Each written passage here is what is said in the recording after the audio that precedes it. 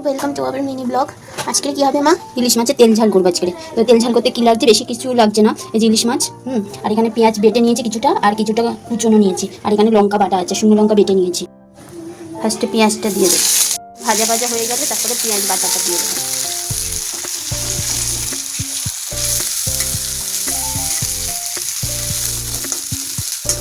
এটা একটু নতুন করে একটু ফ্রাইটা হয়ে গেছে, এবারে পেঁয়াজ বাটাটা দিয়ে দেবো।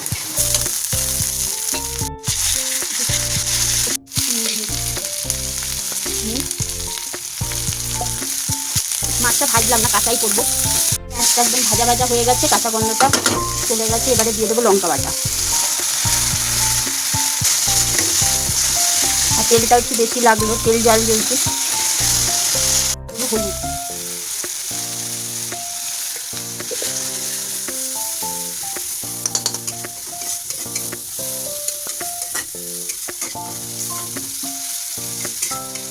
দেখো কালারটা কিরকম হয়ে গেছে, কালচে কালচে। মশলাটা পুরো কষানো হয়ে গেছে, এবারে জল দিয়ে দেবো।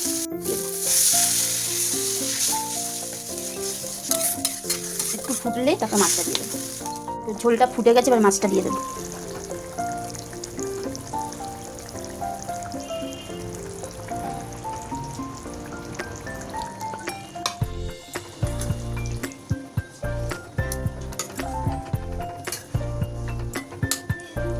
মাছটা সেদ্ধ হবে। মাছের তেল ঝাল পুরো রেডি।